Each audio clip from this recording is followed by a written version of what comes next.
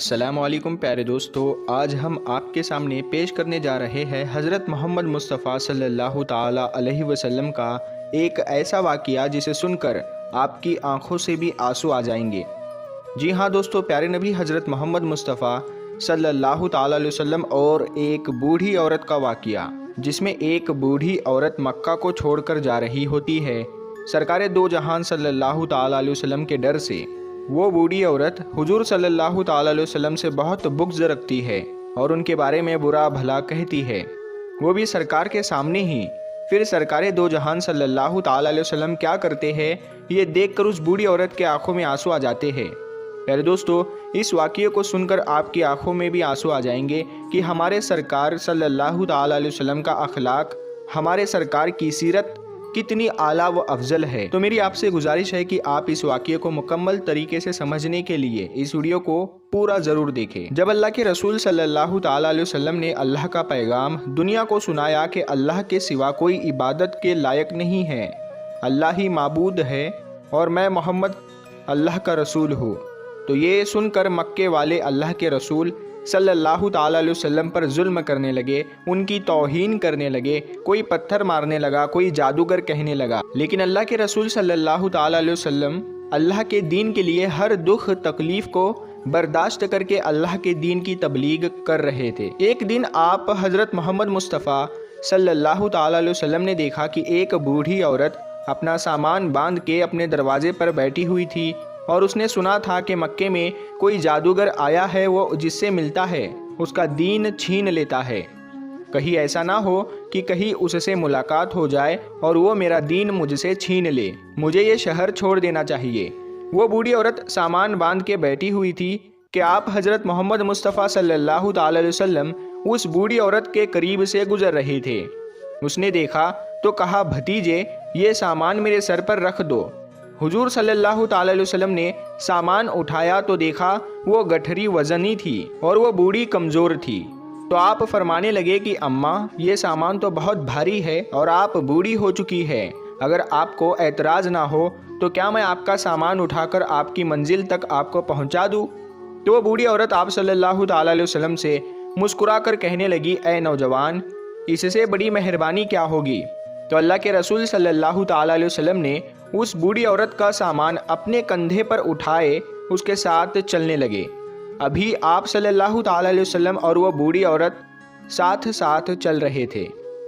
تو اتنے میں وہ بوڑھی عورت آپ صلی اللہ تعالیٰ علیہ وسلم سے کہنے لگی، اے نوجوان، میں تمہیں بھی یہی نصیحت کرتی ہوں، میں تمہیں بھی یہی کہوں گی کہ یہ شہر چھوڑ کر چلے جاؤ، کیونکہ یہاں پر کوئی جادوگر آیا ہوا ہے جس کا نام محمد ہے، وہ اپنے آپ کو نبی کہلواتا ہے اور ہمارے خداؤں کو جھوٹا کہتا ہے، اور اے نوجوان، اس کے لبوں سے نکلنے والے لفظوں میں اتنا بڑا جادو ہے کہ جو بھی اس کی باتوں کو سنتا ہے اس کا ہی ہو جاتا ہے،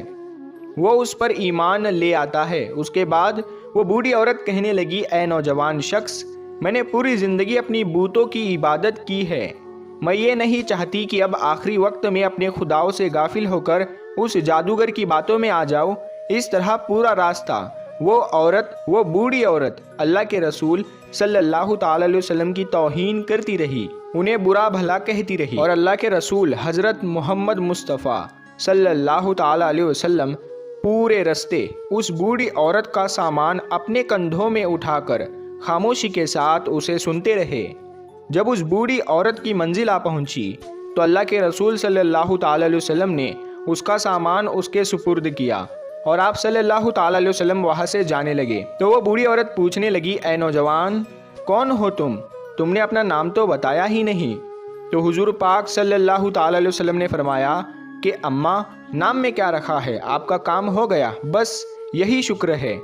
پھر سے وہ بوڑھی عورت کہنے لگی، نہیں، تم مجھے اپنا نام بتاؤ، میں اپنے گھر والوں کو بتاؤں گی کہ ایک نوجوان شخص مجھے ایسا بھی ملا تھا جس نے میری مدد کی۔ تو اللہ کے رسول صلی اللہ تعالیٰ علیہ وسلم نے فرمایا، اے اماں، پورا راستہ جس محمد کی تم توہین کر رہی تھی، جسے تم برا بھلا کہہ رہی تھی، وہ محمد رسول اللہ میں ہی ہوں۔ اس بوڑھی عورت نے جیسے ہی آپ کے چہرے کا نور اور آپ کے اخلاق کو دیکھا تو وہ آپ صلی اللہ تعالیٰ علیہ وسلم کے قدموں پر گر گئی اور کہنے لگی، میں نے اپنی پوری زندگی میں آپ جیسا شریف اور نیک انسان نہیں دیکھا۔ آپ کے چہرے کا نور بتاتا ہے، آپ کا اخلاق یہ گواہی دیتا ہے کہ آپ کبھی جھوٹ نہیں کہیں گے۔ اگر آپ یہ فرما رہے ہیں کہ آپ اللہ کے رسول ہیں تو یقیناً یہ سچ ہوگا۔ آپ مجھے معاف کیجئے گا۔ اور اسی وقت وہ بوڑھی عورت آپ صلی اللہ تعالیٰ علیہ وسلم کی نبوت کی گواہی دے کر کلمہ پڑھ کر مسلمان ہو گئی، اور وہ عورت واپس آ کر مکے میں آ کر رہنے لگی۔ سبحان اللہ۔ تو پیارے دوستو، یہ ہے رسول اللہ صلی اللہ تعالیٰ علیہ وسلم کا اخلاق، یہ ہے رسول اللہ صلی اللہ تعالیٰ علیہ وسلم کی سیرت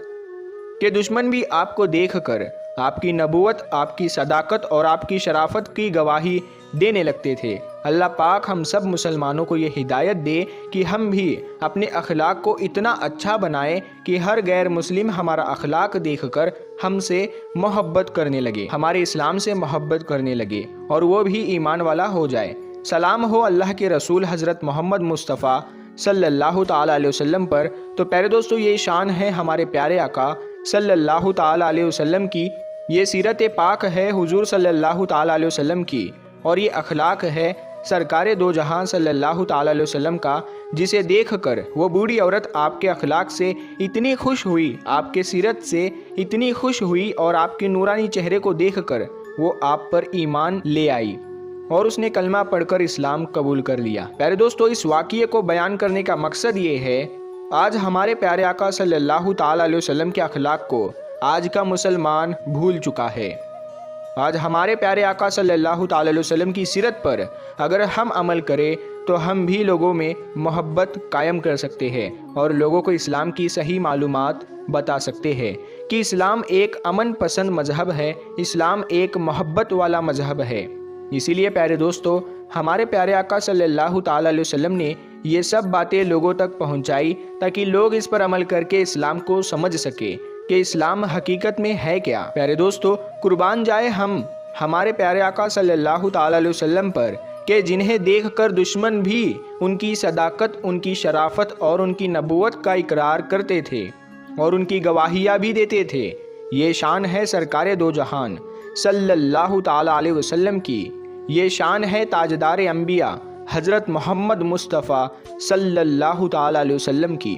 واقعی ہمارے آقا کی شان نرالی ہے۔ پیارے دوستو، اگر آپ کو یہ واقعہ پسند آیا ہے تو کمنٹ میں یا رسول اللہ ضرور لکھیں۔ اللہ تبارک و تعالیٰ سے یہی دعا ہے کہ اللہ تعالیٰ ہمیں رسول خدا صلی اللہ تعالیٰ علیہ وسلم کی سنتوں پر عمل کرنے کی توفیق عطا فرمائے اور ان کی سیرت پاک پر عمل کرنے کی توفیق عطا فرمائے۔ آمین ثم آمین۔ تو پیارے دوستو، آپ کو یہ ویڈیو کیسی لگی ہمیں کمنٹ میں ضرور بتائیں، اور ہمارے چینل کو سبسکرائب کرنا نہ بھولے، اور اس ویڈیو کو زیادہ سے زیادہ شیئر کریں